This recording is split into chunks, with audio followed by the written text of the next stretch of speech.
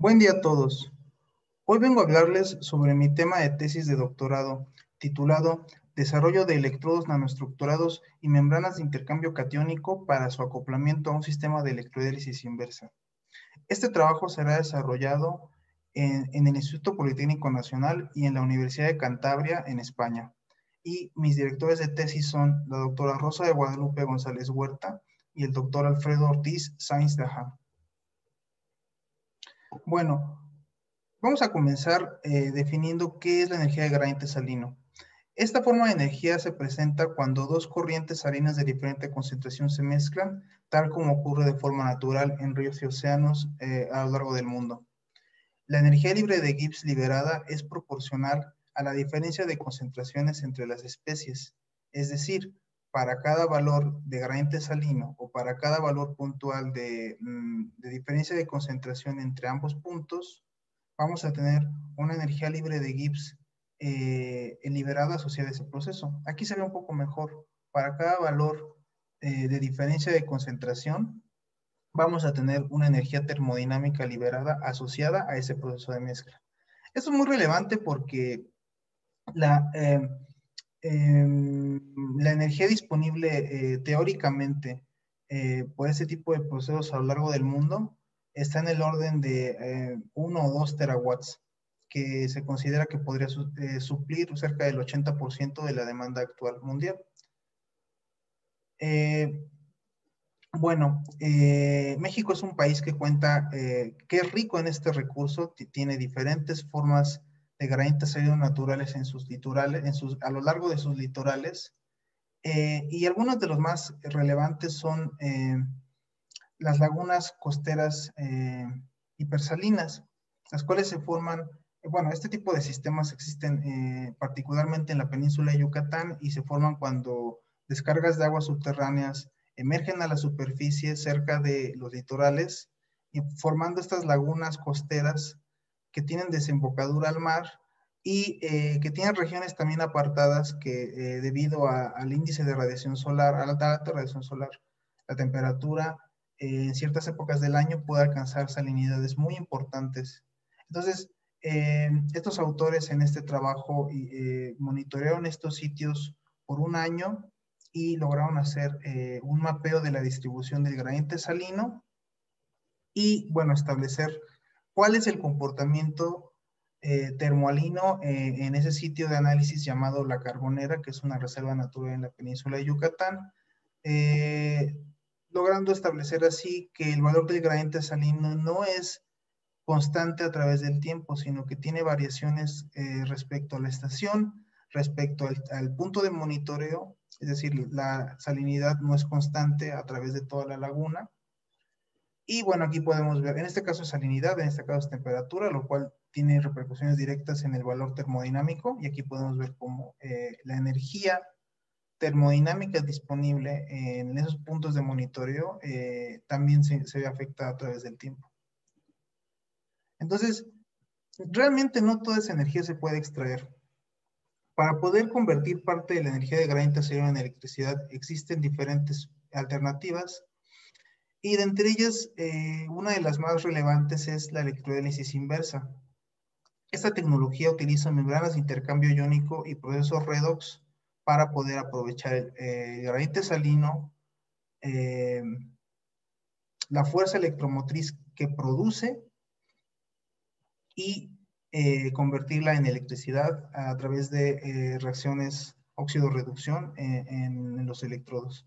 Entonces podemos ver cómo en un sistema de electrodélisis inversa convencional se alimentan dos soluciones de diferente concentración a través del espacio intermembrana formado por membranas de intercambio iónico, que a su vez van a formar lo que se denomina pila de membranas o sistema generador, y cuya fuerza electromotriz va a ser aprovechada, bueno, va a ser proporcional al gradiente salino alimentado y va a ser convertida en electricidad mediante reacciones óxido-reducción. Podemos pensar entonces en el sistema de electrodélisis inversa como una batería. Aquí tenemos un circuito eléctrico equivalente al proceso, y podemos ver cómo la electrodélisis inversa va a tener resistencias intrínsecas a sí misma y un potencial generado, asociado precisamente a la diferencia de concentraciones, el cual va a estar determinado por la ecuación de Nernst. De igual manera, considerando que tiene un comportamiento de una pila eléctrica, también podemos asociar, bueno, que va a tener componentes de resistencia, como lo mencionaba, y esos componentes van a deberse a los fenómenos que ocurren tanto en la pila de membranas como en el sistema de electrodos. Entonces vamos a tener que la resistencia va a depender de múltiples factores.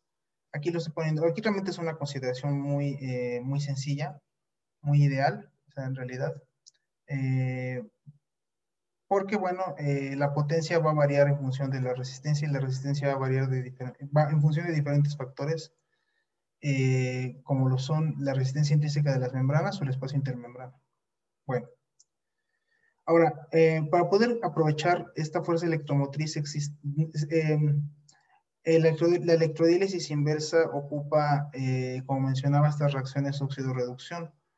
A este conjunto del electrolito y el electrodo se le denomina sistema de electrodos y existen diferentes sistemas de electrodos para llevar a cabo este proceso. En particular, nosotros nos enfocamos en los sistemas de electrodos con reacciones opuestas, con electrodos electrocatalíticos dimensionalmente estables, con pares redox reversibles en solución, y de estos, los ejemplos más representativos son electrodos de Ca con cloro de hierro 2, cloro de hierro 3 y ferrocianuro de potasio, ferricianuro de potasio.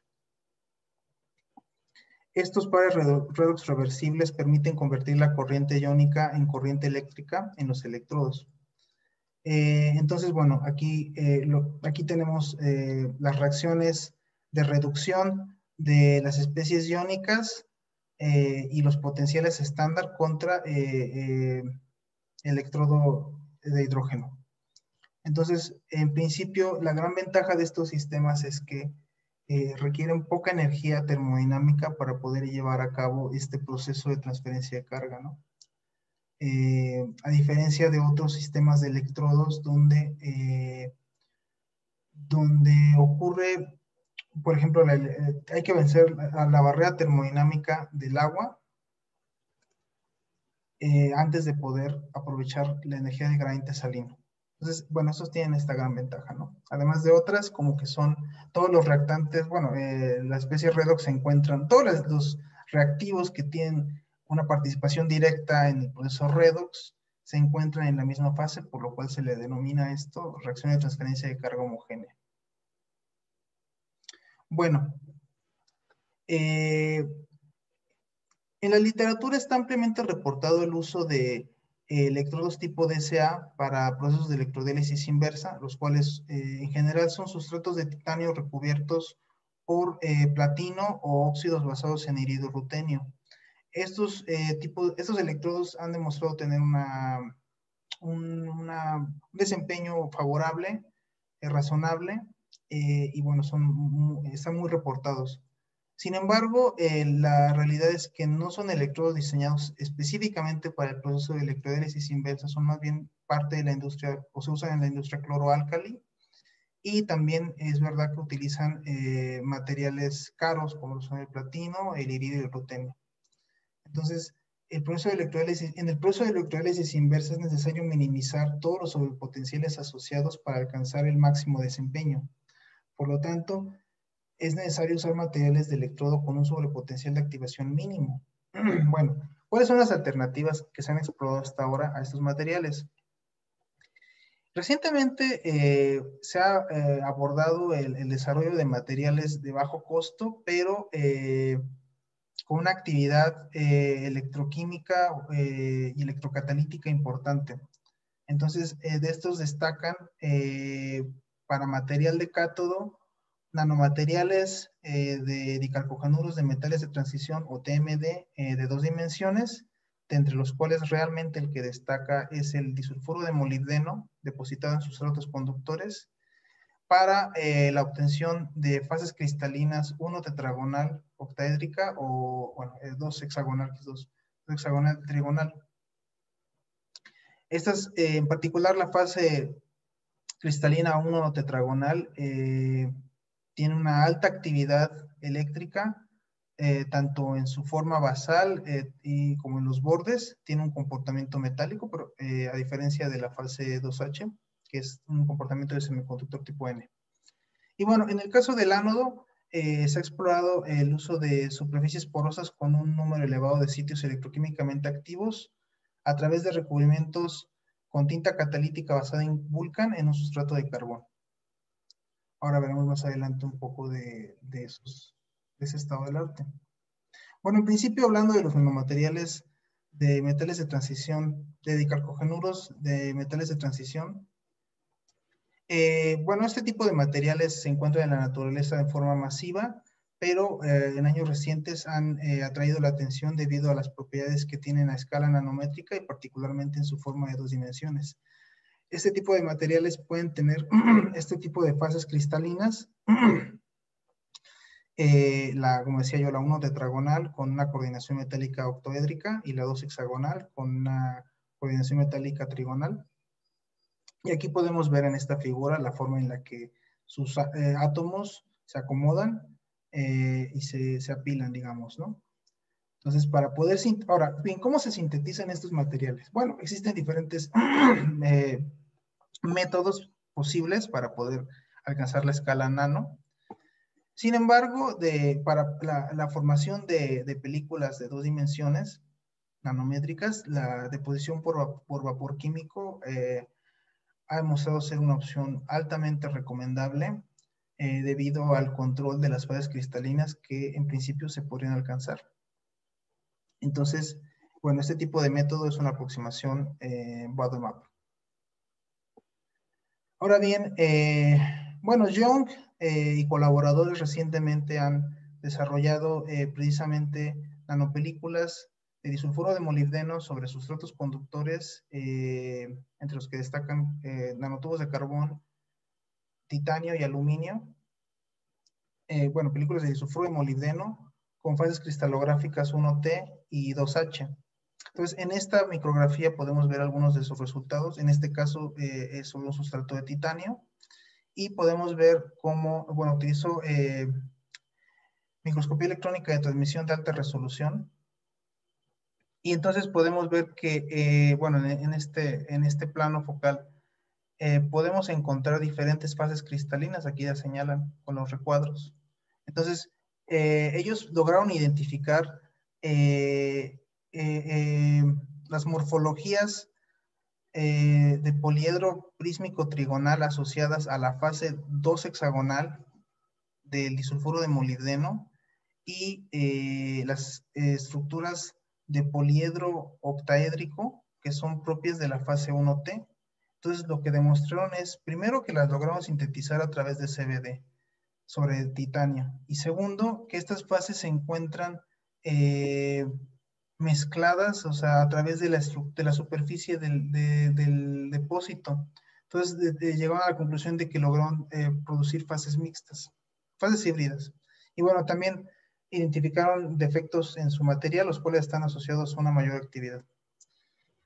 Bueno, hablando del ánodo, Lee y colaboradores demostraron que el usar electrodos de sustrato de carbón recubierto con carbón Vulcan podía dar resultados en densidad de potencia para procesos de electrodiálisis inversa a las mismas condiciones, similares o incluso mejores que los obtenidos con electrodos DSA convencionales, que podrían ser platino recubierto en, bueno, sí, sostenido en titanio recubierto con platino o titanio recubierto con iridio, que son estas líneas de aquí. Entonces podemos ver cómo en principio incluso el grafito en sí mismo es un buen material. Es un material de bajo costo y bueno, eso es la gran aportación, la gran relevancia de su trabajo. Demostró que pueden obtenerse resultados en aplicaciones de electrodiálisis inversa similares a los obtenidos con electrodos DCA, con estos electrodos de carbón que son de un costo mucho menor. Eh, Pasando al análisis electroquímico, enfocándose en la voltametría cíclica de la lámina del sustrato de carbón, que fue lámina de grafito, y la lámina de grafito recubierta con carbón Vulcan, pues sí podemos ver, primero que nada, una reversibilidad notoria, contundente del par redox reversible. Ellos mencionan que toman estos datos a partir del ciclo 10 y que es estable hasta el ciclo 78. Y luego ya empieza a perder actividad. Pero en principio, bueno, podemos ver su ventana de potencial, potenciales de pico anódico, potenciales de pico catódico, la magnitud de la respuesta en la región catódica y anódica, lo cual nos va a decir, la magnitud de los picos nos dice qué tanta actividad tiene nuestro material electroquímico. Digo, si vemos plano, pues quiere decir que el material no tiene actividad para ese proceso redox en particular. Entonces nos va a decir qué tanto participa el electrodo para ese proceso redox en particular, ya sea de oxidación o reducción, y cuál es el sobrepotencial asociado a ese proceso de oxidación-reducción. Esa es la información que podemos ver por la voltametría cíclica. Y bueno, aquí vemos que sí, en efecto, el carbón Vulcan mejora la respuesta en corriente. En el caso del potencial están más o menos en la misma región. Bueno, hablando de las membranas de intercambio iónico, estos componentes son la médula de la electrodélisis, bueno, la parte más importante de la electrodélisis inversa, porque son las que permiten convertir el gradiente salino a una fuerza electromotriz que, bueno, ya después será aprovechada o convertida en electricidad por el sistema de electrodos.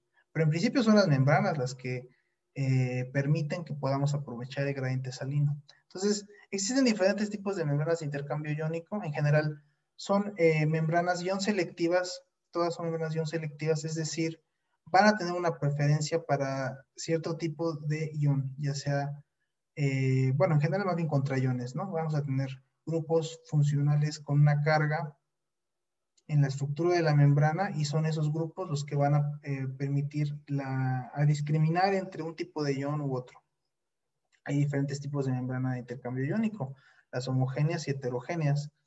Y en general, bueno, lo que se puede decir es que en las homogéneas vamos a tener los grupos funcionales insertados dentro de la matriz polimérica, dentro de su estructura, digamos, y en las membranas heterogéneas más bien vamos a tener resinas de intercambio iónico mezcladas con polímeros termoplásticos que se mezclan y entonces, bueno, pues sí tienen capacidad de intercambio iónico, pero el movimiento, el paso del transporte de los iones a través de su estructura será más tortuoso y por ende con una resistencia eléctrica o iónica mayor, iónica más bien, que en el caso de las membranas homogéneas.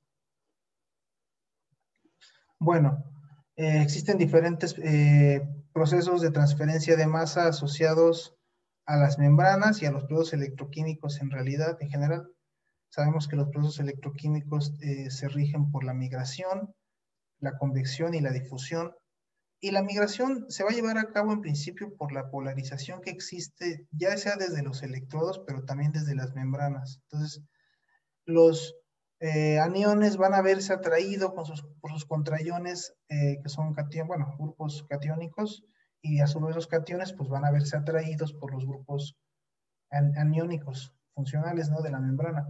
Entonces, esto nos va a propiciar a la formación, ya a partir de cierto punto, va a dominar entonces el proceso difusional, la capa límite difusional, bueno, sí, la transferencia el transporte de iones se va a ver mermado precisamente por la capa difusional, donde va a dominar ese proceso y ya no la migración ni la convección, a menos que se induzca convección también.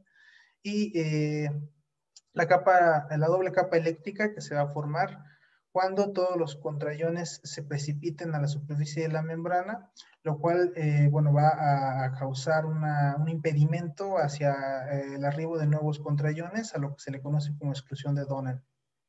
Entonces, bueno, hay diferentes parámetros de interés en las membranas de intercambio iónico.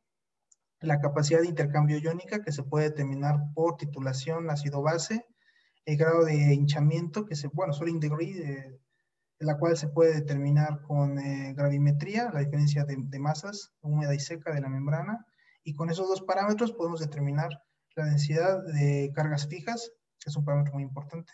Y también otro parámetro importante es la permeoselectividad de la membrana real, que bueno, va a ser el potencial de membrana individual real entre el potencial teórico que se estima con la ecuación de Nernst.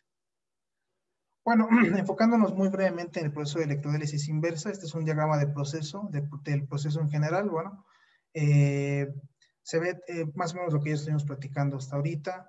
Se van a alimentar dos soluciones salinas de diferente concentración, las cuales van a atravesar la pila de membranas únicamente y van a salir con diferente concentración, y se va a recircular un par redox reversible en solución a través del compartimiento de electrodos, el cual nunca debe tocar la pila de membranas porque de otra forma podría comprometer la sustentabilidad de la tecnología si es que el electrolito es un compuesto tóxico. Aquí tenemos bueno, la caracterización de parámetros eléctricos en un sistema de electrodélisis inversa. Esta imagen es de mi tesis de maestría. En este caso, bueno, hicimos aquí el montaje, desarrollé yo un prototipo de electrodélisis inversa, hicimos los experimentos en el laboratorio y aquí tenemos las condiciones de operación bajo las cuales se corrieron esos experimentos. Es muy importante hacer énfasis en esto porque para la caracterización de estos sistemas es fundamental tener un control riguroso, digamos, de los parámetros de operación, ya que su variación, como la concentración, la temperatura, el régimen de flujo, el número de celdas, incluso el espacio intermembrana o el tipo de membrana que se ocupa, va a tener un efecto directo en, en el voltaje que nos va a generar nuestro sistema. Bueno, aquí observamos, bueno, en este caso se utilizaron electrodos de titanio puro unidos con un alambre de titanio mediante tintura de plata y cinta de carbón, lo cual fue una unión bastante deficiente, digamos, si lo pudimos observar, pero bueno, porque además se iba como que deshaciendo un poco a medida de que se llevaban a cabo los experimentos. Sí, sí es verdad que íbamos perdiendo, se iba despegando. Bueno, en fin, el chiste es que observamos claramente en el ánodo la formación de un compuesto azul, denominado azul de Prusia, que está asociado a la degradación del par redox reversible ferrocianuro de potasio, ferrocianuro de potasio, por procesos de oxidación en el ánodo y por fotólisis, debido a que el compuesto es inestable ante la radiación UV. Entonces, bueno, en cuanto a los resultados que se obtuvieron en esos experimentos, pues vimos, bueno, con base en la relación voltaje-corriente pudimos estimar la pendiente en una región donde pudimos ver un comportamiento constante para poder estimar de forma aproximada la resistencia interna del prototipo. Y aunque pudimos estabilizar ese valor en alrededor de cerca de 1000 ohms, la realidad es que sí vimos una caída en el voltaje a lo largo de los experimentos. Aquí ponemos los más representativos realmente. Incluso tuvimos una ligera mejora después de algunos, pero ya después, o sea, en general ya, esto fue lo máximo que tuvimos en potencia, cerca de 150 miliwatts. Pero después de un tiempo observamos cómo el electrodo pierde actividad, o sea, ya no puede,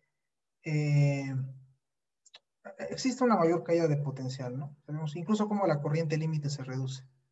Entonces, después de un tiempo ya solo obtuvimos estos, más o menos por 90 miliwatts. Bueno, de ese trabajo, pues esas fueron las conclusiones principales, o sea, que se diseñó y desarrolló un prototipo de electrólisis inversa. el cual producía una potencia global máxima de 158 miliwatts, tiene una resistencia interna elevada de alrededor de 1000 ohms, y esto se asocia a una baja electroactividad del titanio como electrodo, la degradación del par redox reversible en solución y la oxidación y pasivación del ánodo. Ahora bien, la justificación de este trabajo es que México tiene la disponibilidad del recurso de gradiente salino, al igual que condiciones climatológicas favorables para ello. Y bueno, es un recurso que no ha sido explorado, ha sido poco explorado, y aquí en México, pues prácticamente nada. Bueno, el desempeño de la electrólisis inversa depende de diferentes factores, entre ellos sus componentes, pero a pesar de ello, los componentes utilizados en la mayoría de los trabajos son importados otras tecnologías como la electrodiálisis, por lo cual es necesario desarrollar componentes específicos para el proceso de electrodiálisis inversa y de esa forma reducir las pérdidas energéticas. Bueno, aquí tenemos los objetivos de este trabajo. En general es desarrollar electrodos y membranas diseñados especialmente para el proceso de transporte y transferencia de cargas en electrodiálisis inversa para su aplicación en un prototipo a escala laboratorio. Y los objetivos particulares son bueno, sintetizar electrodos específicos para el proceso red basados en disulfuro de molibdeno de 2 dimensiones soportado en titanio como cátodo y carbón Vulcan soportado en un sustrato de carbón como ánodo, utilizando estos pares redox reversibles que, bueno, están ampliamente reportados en la literatura. Bueno, formar estas nanoestructuras de 2 dimensiones con una orientación preferencial cristalográfica de fases 1 tetragonal, 2 hexagonal, la caracterización de las propiedades electroquímicas, físicas y químicas de los nanomateriales sintetizados y su acoplamiento, finalmente su escalamiento, digamos, a un sistema de electrodiálisis inversa para probar su desempeño ya en condiciones reales. A su vez, también se contempla sintetizar una membrana de intercambio catiónico hecha específicamente para el proceso de electrodiálisis inversa. Caracterizar las propiedades eléctricas y funcionales de estas membranas y evaluar el desempeño también acoplado a un sistema de electrodiálisis inversa. Bien, evaluando, bueno, como se ha mencionado, parte de este trabajo se hará aquí en el Politécnico en México y otra parte se hará en la Universidad de Cantabria en España. Entonces, aquí en México nos vamos a enfocar en el desarrollo de electrodos nanoestructurados. Vamos a sintetizar disulfuro de molibdeno soportado en titanio como cátodo y, bueno, a impregnar tinta catalítica de carbón Vulcan sobre sustrato de carbono. En el caso del cátodo, bueno, para ánodo, en el caso del cátodo se utilizará CVD y en el caso del ánodo, impregnación con un aerógrafo. Y los materiales sintetizados se caracterizarán electroquímicamente con voltametría cíclica para evaluar los potenciales de oxidación y reducción y la estabilidad y reversibilidad de nuestro material, los materiales más bien. Y análisis de disco rotatorio para evaluar coeficiente de difusividad, pero solo en el ánodo. Vamos a utilizar difracción de rayos X de ángulo pequeño para identificar la formación de fases cristalográficas con orientación preferencial. Espectroscopía Raman para identificar grupos puntuales. Microscopía electrónica de barrido para morfologías y microscopía electrónica de transmisión para la morfología a nivel nanoestructura, y de esa forma poder identificar puntualmente las fases cristalinas presentes. En la parte química se utilizará mapeo composicional por EDS y por EDX. Y los materiales desarrollados, como se mencionó, se van a escalar para poder aplicarse en un sistema de electrodiálisis inversa a escala laboratorio, para lo cual estamos, bueno, en este trabajo se contempla el desarrollo de un sistema de adquisición de datos semiautomatizado para la caracterización de sistemas red. Bueno, en principio estamos desarrollando un nuevo prototipo. Es casi el mismo que tenemos, es muy parecido, solamente un poco más grande y mejorado en algunos aspectos. Eso lo planeamos tener listo para el final de este semestre. Y bueno, también se está diseñando un módulo, un sistema de caracterización basado en un módulo de carga electrónica, en una colaboración con la ESIME Culhuacán. Esto nos va a servir para conformar un banco de ensayos que nos va a permitir pasar a la etapa de caracterización y de esa forma evaluar las diferentes propiedades operativas de la, bueno, de la electrodiálisis inversa, como son la corriente, el voltaje, pero también la temperatura, la conductividad y el pH a través del sistema de caracterización desarrollado. En el caso de la parte 2, que corresponde al trabajo experimental en la Universidad de Cantabria, en España, bueno, se plantea el desarrollo de una membrana de intercambio catiónico polimérica basada en poliéter sulfona y utilizando el método de evaporación por solvente, evaporación de solvente, perdón. Y bueno, y luego su caracterización se llevará a cabo evaluando las propiedades eléctricas, que será por espectroscopía de impedancia electroquímica, lo cual nos permitirá evaluar su resistencia en función de la concentración, una celda de 2 compartimentos para evaluar el potencial de la membrana y su permeoselectividad, sus propiedades funcionales y de estructura, y para evaluar sus propiedades funcionales y de estructura, bueno, titulación ácido-base para capacidad de intercambio iónico, gravimetría, morfologías por microscopía electrónica de barrido y mapeo por EDS y identificación de grupos funcionales por Raman. Y con base en esos resultados, también hacer un escalamiento, desarrollar un número limitado de membranas, 2 o 3, para poder hacer pruebas con una unidad red comercial y de esa forma evaluar su desempeño. Bien, tenemos unos resultados muy breves, pero muy interesantes que nos gustaría compartir. En principio, se ha iniciado el desarrollo del sistema de adquisición de datos MOSFEM, donde, bueno, se refiere a un módulo de carga electrónica en formato electrónico modular. Y, bueno, es un sistema que nos permite, como decía, adquirir los datos, diferentes datos, parámetros en tiempo real. En principio, la carga electrónica nos va a permitir, es como una carga virtual, para poder tener entonces a diferentes valores, digamos, de resistencia virtual, la respuesta en corriente y en voltaje. Cabe decir realmente que este trabajo no lo estoy desarrollando directamente yo, sino que es una colaboración, como decía, con la ESIME Culhuacán, y realmente el dispositivo está siendo desarrollado por el maestro en ciencias Marco Antonio Hernández Nochebuena, quien es alumno de doctorado del último semestre de la ESIME Culhuacán, y bueno, estos son sus diseños realmente. Aquí tenemos el diagrama de cómo es el módulo de carga electrónica, y él ahora mismo está trabajando en un módulo complementario en el cual se podrá incorporar diferentes sensores para poder evaluar parámetros en tiempo real. Aquí tenemos una vista frontal del módulo de carga electrónica cerrado, aquí lo vemos abierto. Aquí tenemos el sistema de caracterización de electrodiálisis inversa, bueno, el módulo de carga electrónica en operación. Entonces, anteriormente utilizábamos un juego de resistencias y un multímetro. Ahora, ahora podemos tener una interfaz computarizada desarrollada en MATLAB que se conecta al módulo de carga electrónica, y nosotros establecemos los parámetros del número de pasos y de resolución y de corriente mínima, o sea, de dónde a dónde queremos que vaya, y dar un clic.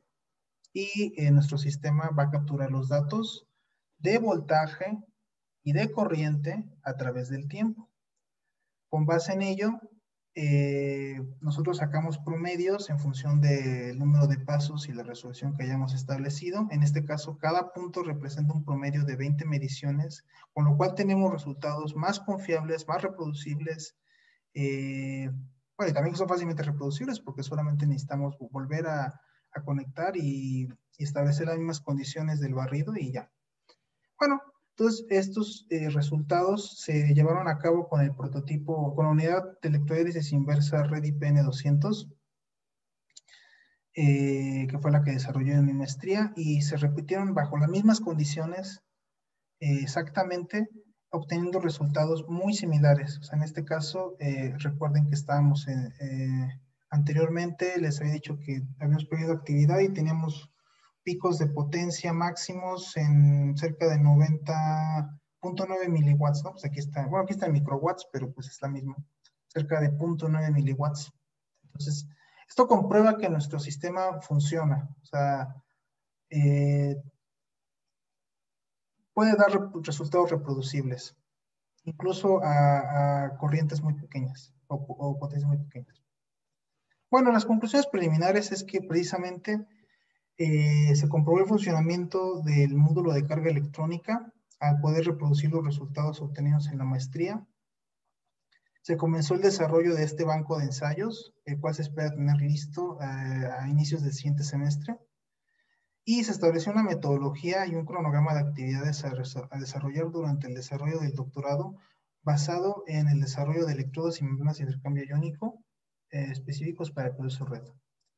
El próximo semestre se continuará con el desarrollo del banco de ensayos. Esperemos ya tenerlo incluso listo, quizás al final de este semestre. Y se iniciará con la síntesis tanto de las películas de disulfuro de molibdeno mediante CVD y de las cintas catalíticas de carbón Vulcan para su impregnación. Y caracterización electroquímica también. Este es el cronograma de actividades que tenemos. Actualmente me encuentro en el segundo semestre. Los recuadros en rojo indican las actividades y los periodos que se realizarán en el IPN, y los periodos en verde indican las actividades y periodos de tiempo que serán en la Universidad de Cantabria, en la ciudad de Santander, España. Bueno, no me queda más que agradecer a todos los que nos han podido ayudar y bueno, las referencias. Y ahora sí no me queda más que agradecerles su tiempo, desearles un buen día y esperar sus preguntas y comentarios. Hasta luego.